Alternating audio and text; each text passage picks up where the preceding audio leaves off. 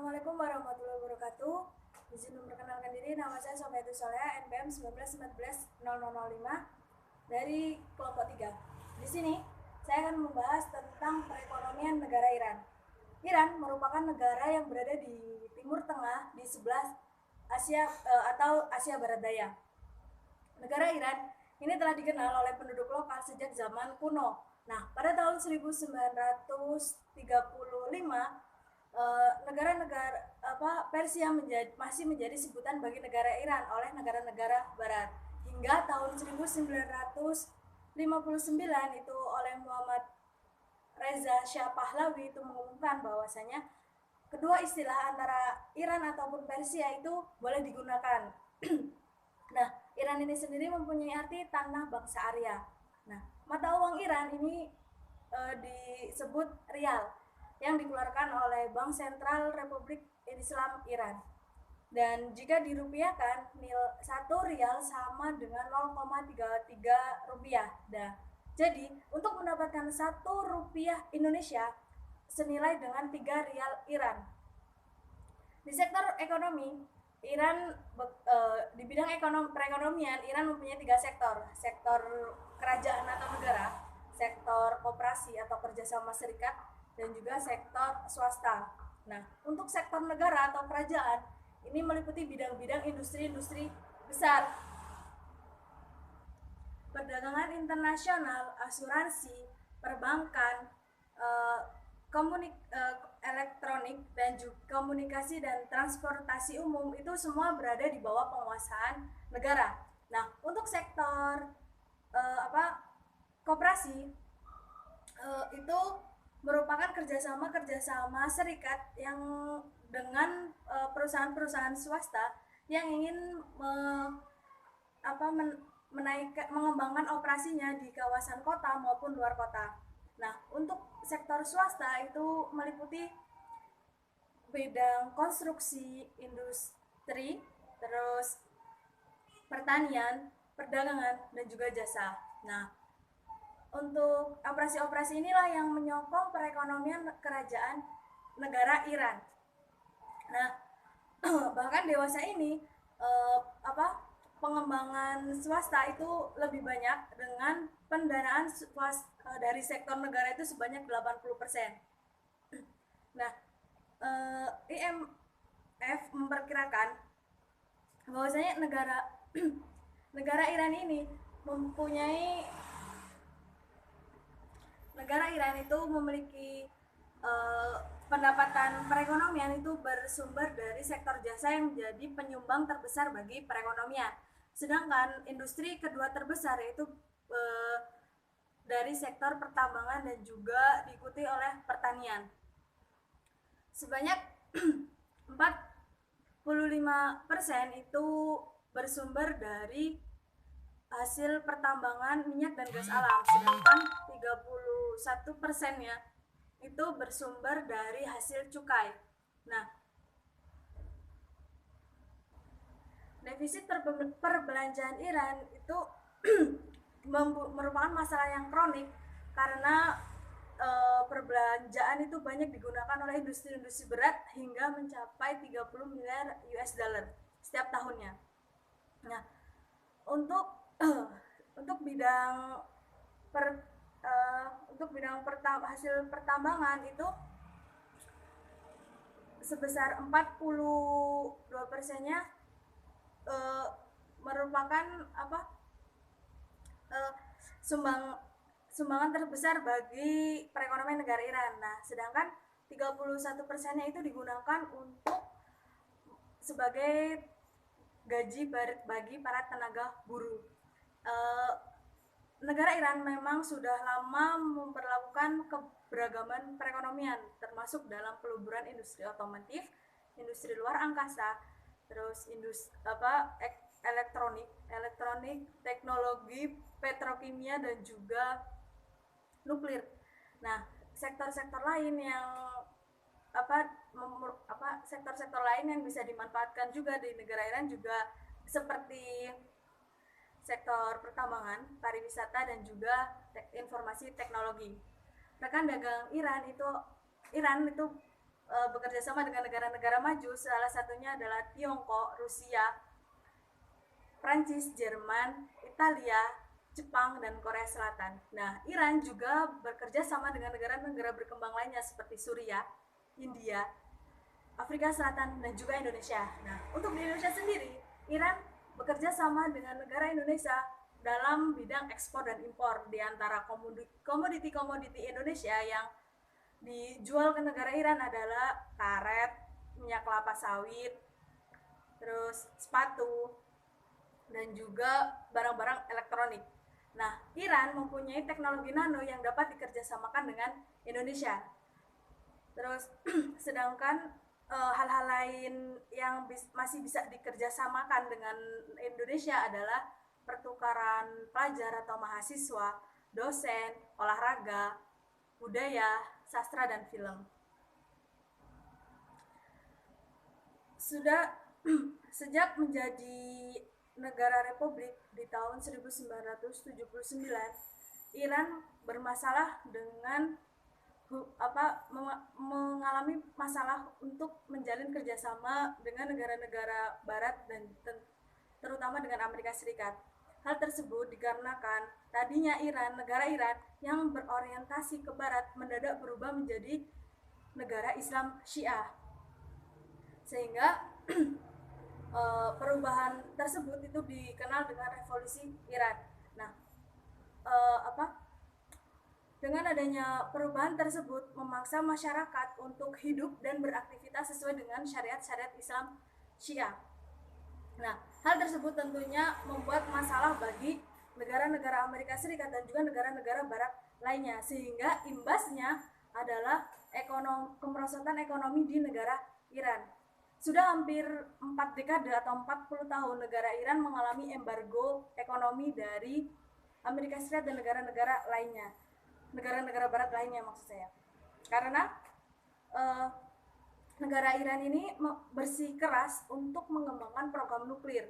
Nah, tercatat pertama kali negara Iran ini mengalami embargo atau penekanan itu di tahun 1980, dan embargo itu kemudian berlanjut pada saat Amerika Serikat di bawah pimpinan Bill Clinton itu beliau membuat kebijakan bahwasanya perdagangan dan juga investasi Amerika Serikat yang ada di Iran itu dicabut. Nah, arah perbaikan hubungan kerjasama antara negara Iran dengan negara-negara barat lain, negara-negara barat dan negara Amerika Serikat itu hampir membaik, tetapi mengalami kembali memburuk. Itu karena negara Iran yang masih tetap bersikeras dalam mengembangkan program nuklir. Nah, terutama pada saat Donald Trump itu naik menjadi presiden Amerika Serikat, beliau membuat kebijakan untuk menarik mundur Amerika Serikat dari negara Iran, terutama dengan mengenai kesepakatan yang telah ada. Nah, Trump menilai bahwasanya negara Iran masih mengembangkan program nuklir, akan tetapi pernyataan tersebut dibantah oleh The International Atomic Energy Agency. Ini adalah sebuah lembaga yang mengawasi langsung di negara Iran, membantah pernyataan Donald Trump bahwasanya negara Iran masih mengembangkan program nuklir. Nah, dengan kebijakan tersebut, negara Iran mengalami embargo yang kembali diberlakukan. Donald Trump yang bersikeras untuk dapat menekan Teheran semaksimal mungkin agar menegosiasikan tentang program pengembangan nuklir ini, tetapi ditolak mentah-mentah oleh pemerintah Iran, sehingga embargo yang diberlakukan kembali itu membuat kemerosotan ekonomi negara Iran sebesar 9,5%. Dan IMF memperkirakan bahwasanya negara Iran akan mengalami penaikan ekonomi sebesar 0% di tahun 2020. Nah, meskipun mendapat sanksi yang tegas dari Amerika Serikat, Amerika Serikat tetap memberikan kebijakan kelonggaran bagi negara Iran untuk menjual minyaknya selama 6 bulan ke depan. Dan Iran ini boleh menjual minyaknya hanya pada negara-negara yang mendapat pengecualian seperti negara Turki, Jepang, Korea Selatan, dan juga Rusia, Italia, dan juga Taiwan. Nah, kebijakan tersebut juga nggak dilakukan secara gratis oleh Amerika Serikat, tapi dengan memberikan pembatasan pada para importir yang hendak membeli minyak dari negara Iran. Kebijakan yang diberlakukan oleh Donald Trump tersebut membuat negara Iran mengalami kesulitan dalam menjual minyaknya, sehingga mengakibatkan kehilangan pemasukan sebanyak miliaran dolar Amerika. Pada Oktober 2019, berdasarkan data dari OPEC, itu produksi minyak mentah dari negara Iran mengalami penurunan dan hanya mampu memproduksi sekitar 2,1 juta barel per hari. Sedangkan ekspor minyaknya atau penjualan minyaknya hanya mengalami kemerosotan yang drastis juga, hanya mampu menjual 260.000 barel per hari.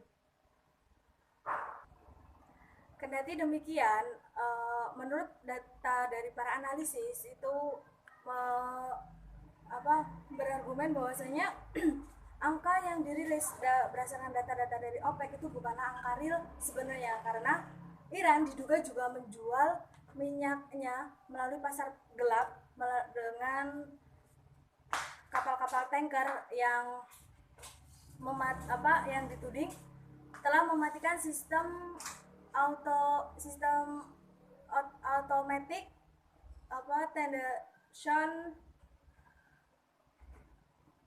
identification atau sistem pelacakan kapal. Nah, IMF memprediksi bahwasanya dengan menurunnya penjualan minyak negara Iran itu membuat negara Iran mengalami kesulitan cadangan devisa negara, sehingga membuat inflasi terhadap barang-barang dan juga bahan makanan. Angka IMF memperkirakan sudah turun hingga menjadi 86 miliar dolar Amerika Serikat. Nah, atau mengalami penurunan sekitar 20% dari dibandingkan tahun 2013. Nah, kenaikan kesulitan devisa negara tersebut membuat inflasi terhadap berbagai bidang ya, termasuk bahan makanan. Nah, di sini di negara Iran, inflasi yang terjadi itu sangat dirasakan pada kenaikan daging. Ya, daging ini kan merupakan makanan pokok negara Iran. Itu mengalami kenaikan sebesar hingga mencapai 116% dari harga normal. Nah, kenaikan lain juga dirasakan dari indeks harga konsumsi dari barang-barang rumah tangga yang juga mengalami kenaikan sebesar 42%. Diikuti dengan kenaikan barang makanan dan minuman yang juga ikut melambung tinggi sebesar 61%, dan juga tembakau yang juga mengalami kenaikan sebesar 80%. Nah, hal tersebut membuat terjadinya antrian yang panjang di toko-toko atau gerai-gerai yang memang mendapatkan subsidi dari pemerintah. Nah, untuk mengatasi hal tersebut, pemerintah membuat kebijakan dengan melarang ekspor ternak dan juga mengupayakan impor ratusan ribu sapi dan domba dari luar negeri untuk menekan harga bahan pangan. Dari presentasi yang tadi saya sampaikan dapat ditarik kesimpulan bahwasanya negara Iran ini bidang perekonomian itu bergerak pada 3 sektor, yaitu sektor kerajaan, sektor koperasi, dan juga sektor swasta. Nah, untuk sektor terbesar yang menunjang perekonomian negara Iran itu bersumber dari sektor jasa, pertambangan, dan juga ekspor minyak. Akan tetapi negara Iran mengalami embargo yang diberlakukan oleh negara Amerika Serikat. Sekian presentasi dari saya akhiri. Wassalamualaikum warahmatullahi wabarakatuh.